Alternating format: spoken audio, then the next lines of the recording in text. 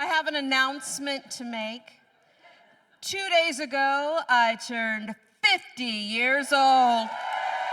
Yes! I love birthdays. I love birthdays because they invoke joy, even from random strangers. You go up to anybody and say, hey, it's my birthday, and generally they say, instant joy is shared. Now, this is a very special birthday for me.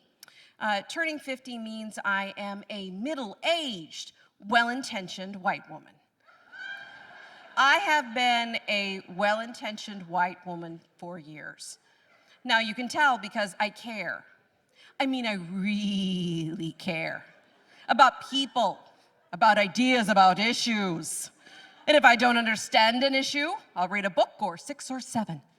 I'll read articles and research it. I'll attend a speaker. I'll take a class. I'll earn a certificate. So yes, my name is Ray, and I am a well-intentioned, middle-aged white woman. A W.I.M.A.W.W. Well, technically, actually, I am a middle-aged, middle-class, middle-child, Midwestern, straight, white, cisgender woman. This means I am the social and cultural equivalent of mayonnaise. Not mayo, or not Miracle Whip, let's not get crazy now, just regular old mayo with a dose of insatiable curiosity and an overdeveloped sense of justice. Now, I will admit, me and my fellow W.I.M.A.Ws can be a bit much, not too much. Whenever I hear someone call an intelligent woman too much, I always think, oh, sweetie, maybe you're not enough.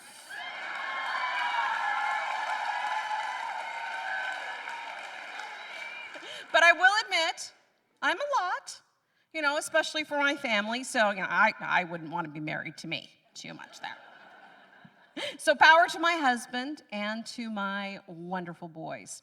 I have 2 amazing boys. Actually, they're young men. And it's not easy to grow up with a well-intentioned mom. For me, it was always an issue for them to, maybe not think that sexual preference is a big deal. I would say, I'm straight, your dad's straight, but it doesn't mean you have to be straight. I would try and tell them this in subtle ways. I would say things like, when you get married, your wife or your husband, you got that? Yeah, conquering society's expectations. Or so I thought. One day, my 9-year-old came to me with his 5-year-old brother in tow. And oh my gosh, he had a serious look on his face. He said, Mom, we have something to tell you. As a parent, I was thinking, okay, broken family heirlooms, indelible stains on the carpet, what's going on? He looked at me and said, Mom, we hope we're not disappointing you. We are not gay.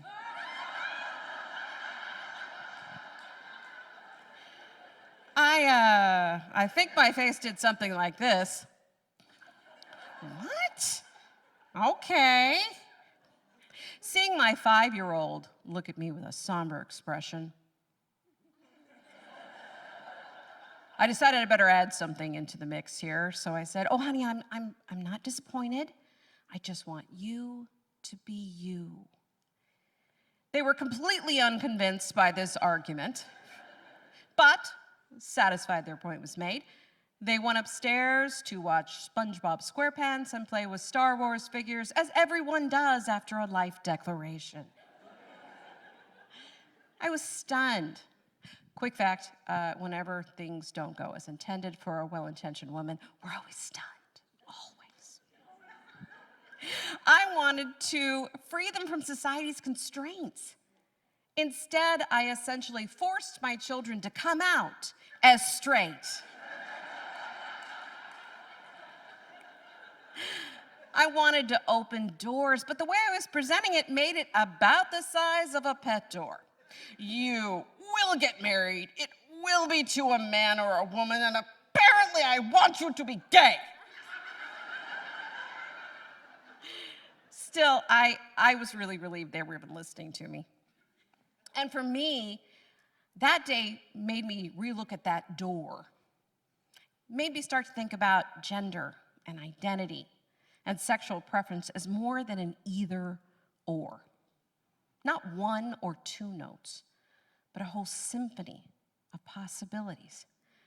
I escaped it being an issue and began to see it as a spectrum, as different, as varied, and as beautiful as people themselves. Now, when I tell the story, people are like, oh, it's so great that your kid's gonna openly talk about sexuality. Well, hang on just a second. About a year ago, one of my boys came to me and told me he is aromantic. Not a space romantic, but aromantic or arrow, all one word. Now, what this means is that he loves his family, he loves his friend, he loves video games. But he doesn't form romantic attachments. He's not broken, doesn't need to be fixed, he's not waiting for the right person. He loves without being in love. It's just part of his makeup. Now, me? Oh, I love romance.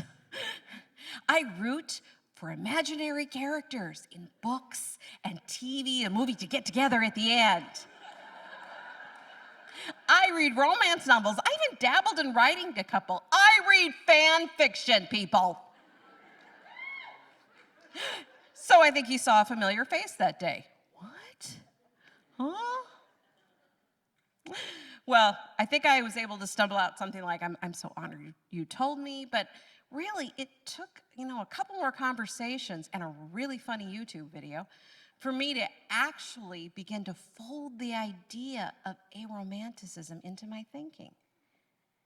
And that made me realize that being a W.I.M.A.W.W isn't about how you talk about your passions.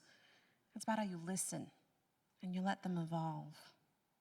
Oh, and if anybody really wants to know more about aromanticism, got some great books for you. Got the link for the YouTube video and a journal.